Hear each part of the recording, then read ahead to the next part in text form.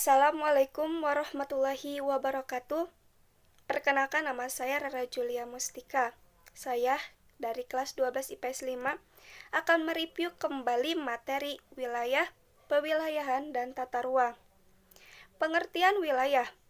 Wilayah adalah suatu tempat di permukaan bumi yang memiliki kesamaan baik berdasarkan aspek kemanusiaan, alam, maupun gejala geografis, sehingga memunculkan sebuah ciri khas yang membedakan wilayah tersebut dengan wilayah lainnya.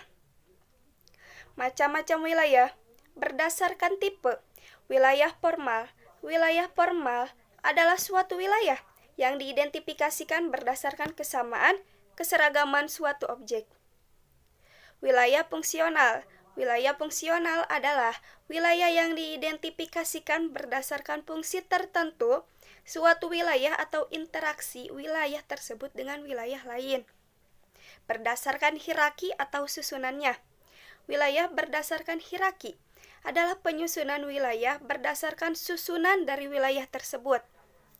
Berdasarkan jumlah kategori. Wilayah berdasarkan kategori artinya kita menetapkan sebuah wilayah berdasarkan jumlah karakteristik di dalamnya. Berdasarkan aktivitas, penetapan suatu wilayah berdasarkan aktivitas manusia di wilayah tersebut. Oke, kita lanjut. Pewilayahan. Pengertian pewilayahan. Pewilayahan adalah upaya membagi wilayah ke dalam bagian yang lebih kecil. Tujuan pewilayahan mengurutkan dan menyederhanakan informasi wilayah tersebut, meratakan pembangunan di semua wilayah, memudahkan koordinasi. Metode pewilayahan. Penyamarataan wilayah adalah upaya membagi permukaan bumi dengan menghilangkan faktor-faktor tertentu yang dianggap kurang penting atau kurang relevan, dengan maksud untuk menonjolkan karakter tertentu. Klasifikasi wilayah adalah upaya membagi permukaan bumi dengan mengelompokkan objek-objek dalam suatu wilayah berdasarkan kriteria. Oke, pengertian tata ruang.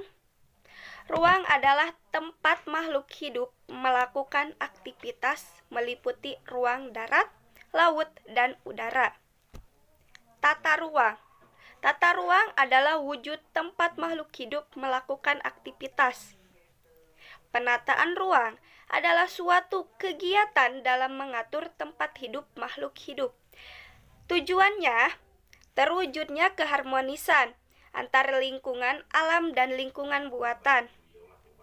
Terwujudnya keterpaduan dalam penggunaan sumber daya alam dan sumber daya buatan dengan memperhatikan sumber daya manusia. Faktor penataan ruang.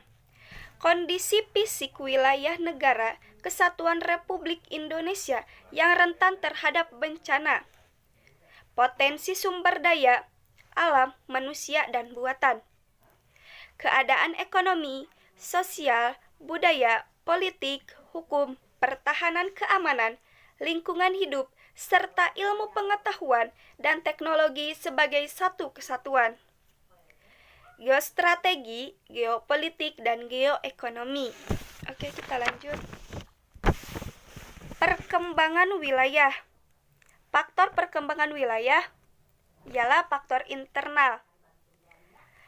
SDA, sumber daya alam, sumber daya manusia, sumber daya buatan, dan teknologi. Faktor eksternal, interaksi, interrelasi, interdependensi dengan wilayah lain, dan aksesibilitas. Faktor geografis, posisi dan letak. Faktor manajemen wilayah, peran dari pemerintah untuk mengembangkan wilayah tersebut. Dan yang terakhir, faktor historis. Faktor historis ialah seperti sejarah ya. Oke, kita lanjut. Sekarang strategi pengembangan wilayah. Kutub pertumbuhan. Pertumbuhan ekonomi di tiap daerah tidak terjadi di sembarang tempat, melainkan di lokasi tertentu. Karena itu, untuk mencapai tingkat pendapatan tinggi, maka harus dibangun beberapa tempat pusat kegiatan ekonomi yang disebut dengan kutub pertumbuhan. Regional networking, respon kegagalan kutub pertumbuhan. Hinterland, kota adalah daerah yang berbatasan dengan kota dan baik secara langsung maupun tidak langsung mendapatkan pengaruh dari kota. Hinterland itu sendiri pemasok sumber daya baik alam maupun manusia bagi kota tersebut. Desentralisasi teritorial, strategi pembangunan dari bawah atau development from below. Oke, kita kepada pembangunan wilayah. Indikator pembangunan kuantitatif, pendapatan per kapita, politik, tingkat korupsi, peran pemerintah dan lain-lain, sosial, ketersediaan jasa pendidikan dan lain-lain juga.